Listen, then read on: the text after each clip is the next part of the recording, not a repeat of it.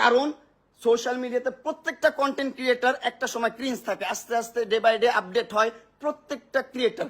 এমন কোন ক্রিয়েটার দেখাতে পারবেন না আপনি আমাদের মেগাস্টার সাকিব খানের আগের ভিডিওগুলোই দেখেন, আগের মুভিগুলোই দেখেন, আপনি 5 বছর 10 বছর আগের মুভিগুলোই দেখেন, কতটা খ্যাত মুভি হইতো আর এখন কতটা স্ট্যান্ডার্ড মুভি হয়, কতটা সুন্দর মুভি হয়।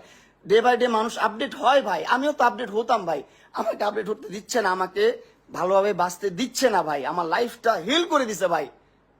আমি যে এখন একটা বাঁচবো কোনোভাবে দিচ্ছে না ভাই। ঠিক আছে ভাই, তুমি আমার মোবাইল থেকে কেন আমার ভিডিও, আমার পিকচার, আমার সবকিছু ট্রান্সফার করলা আমার অনুমতি ছাড়া, আমার মোবাইল ধরে সেগুলো আবার তোমার মিডিয়ার ভাই বেড়াদারকে শেয়ার করলা, তারা আপলোড করতেছে, কেন কেন করলা তুমি এটা, কেন করলা তুমি এটা?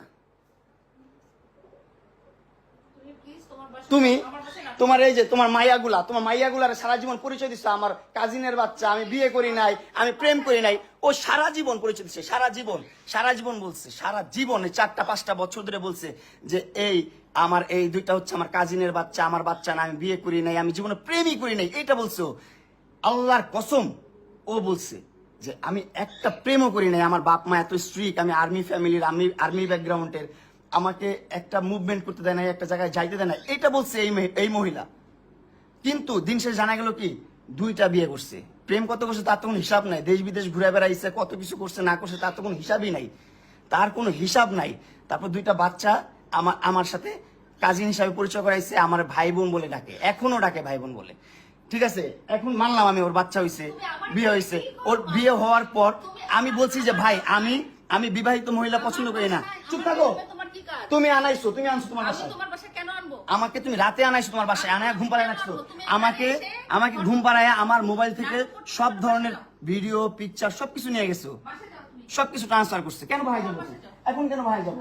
কাজ শেষ, ভিডিও নেওয়া শেষ, হ্যাঁ ভিডিও নেওয়া শেষ, এই জন্য বাসায় যাও। এই মহিলা ভাই আমাকে 5টা মামলা করছে, 5টা মামলা, একটা না 5টা মামলা করছে। আর বাংলাদেশের আইনটা ওর কাছে এতই সোজা, এতই কেনা ওর কাছে, ওর বাপদাদার আইন, ও যেভাবে বলে সেভাবেই মামলা হয়, পদে পদে মামলা হয় ভাই, পদে পদে মামলা হয়, যেভাবে বলে সেভাবেই মামলা হয়। কেন আমি যখন আমার সাথে ব্রেকআপ কেন হয়েছে, কারণ ও বিবাহিত, আমার কাছে লুকাইছে 4টা বছর লুকায় রাখছে যে ও বিয়ে করে নাই, ওর সংসার হয় নাই, ও ইভেন ও প্রেমও করে নাই, এটা বলে রাখছে 4টা বছর। যখন 4 বছর পর আমি প্রুফ পাইছি যে না ও বিবাহিত, ওর সংসার আছে, সবকিছু আছে, সবকিছু ছেড়ে ও এরকম করতেছে, তখন থেকে আমি ওর সাইড থেকে সরে গেছি। আর তখন থেকে ও আমার বিরুদ্ধে মামলা দেওয়া শুরু করছে, অগণিত মামলা দিয়ে দিছে। এই যে এখনো মনে হয়